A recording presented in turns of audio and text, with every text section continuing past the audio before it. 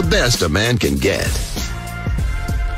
Top of the morning to you. Welcome to First Things First. I'm Ebony K. Williams in for Miss Jenna Wolf. That is Hall of Famer Chris Carter. Mr. Nick Wright, good morning. Good morning. Good to see you, Ebony. It is so good to see you guys. Absolutely. Looking forward to a great show. Thanks for joining us this morning. Thank you guys for having me. Listen, we got a lot to talk about this Monday morning, but we're going to start with the Lakers. Spicy Monday. The Lakers Ebony lost K. 2 games this weekend, including one, you guys, to the Phoenix Suns. Yes, the same Suns who have the worst record in the NBA. Now, the Lakers are now 4.5 games out of the 8th seed. LeBron's in jeopardy of missing the playoffs for the first time since 2005. After the game, he was asked about just how frustrated is he. Obviously, we needed this game for obvious reasons, and we wanted to play well. At times, we play well. I think we was always together at times as well. I have the right mind frame of what we were trying to accomplish tonight. I mean, it's just unfortunate with the opportunity that we've had, and we haven't been able to seize the opportunity. And we can't keep looking at the standings. The standings are going to be what they are, no matter what. No matter if you win or lose, you can't. I've never been one to kind of look at the standings. I mean, you've known me for a while. So you just got to go out and do your job and try to do it at a high level throughout 48 minutes and then see what happens at the end of that. So you can't focus on the standings because they shift and move so much throughout the course of the season. Nick, what do you make of the Lakers' 2 losses over the weekend? Well, it's total disaster for the team, and it's a perfect microcosm for their season, which is 1 step forward, 2 or 3 steps back. I thought the Lakers potentially, maybe, turned a bit of a corner in the Grizzlies' loss, actually. That fourth quarter of the Grizzlies game, when the defensive intensity was there, when they tried to mount a comeback, they just, after being just dead in the water for the first 3 quarters, they just couldn't hit shots. And you heard LeBron and Luke Walton after the game more encouraged than they had sounded recently. And then you go and beat the Pelicans. And then for 3.5 quarters against the best team in basketball, the Milwaukee Bucks, I thought the Lakers were playing one of their best games of the season. Ingram was having the best game of his career. LeBron was playing well. And then they fall apart, absolutely fall apart down the stretch against the Bucks. And then have add it to the list, a new worst loss of the season against the worst team in basketball. Everyone has to hold accountability for that loss to Phoenix. Luke's rotations were ridiculous. Rajon Rondo continues to play the worst basketball of his career. And when they're trying to mount a comeback, LeBron just misses 2 free throws to keep going with the worst free throw shooting season of his career, where he is now not even an average, but a markedly below average free throw shooter. So everyone's got to own this.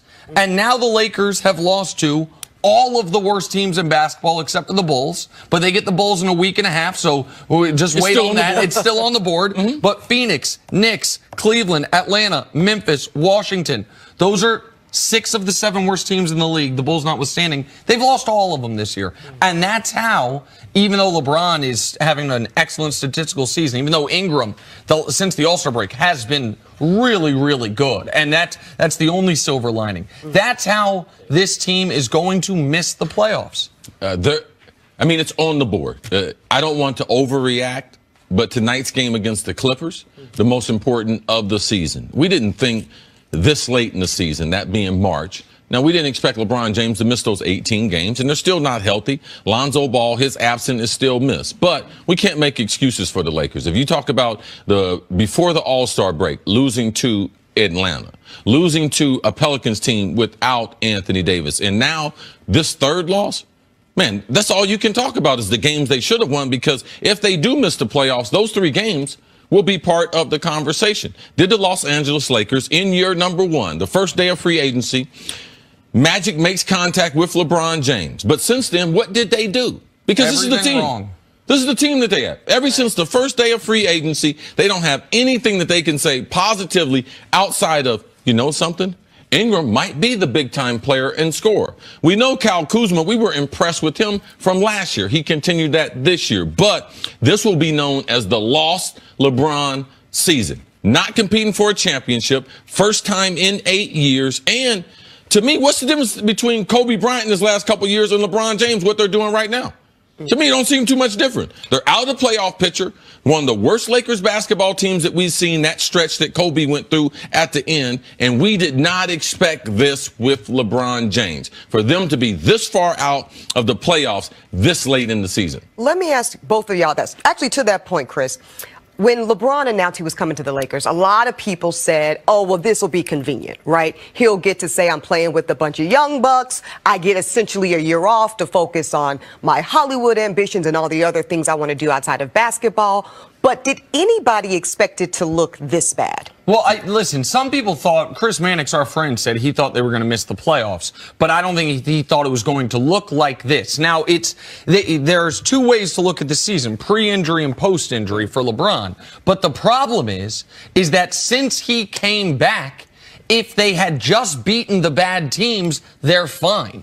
Since he came back, if they had just beaten, as you mentioned, the Hawks, the Pelicans with no AD, the Grizzlies, and the Suns, then they're playing tonight against the Clippers to solidly be in the playoffs.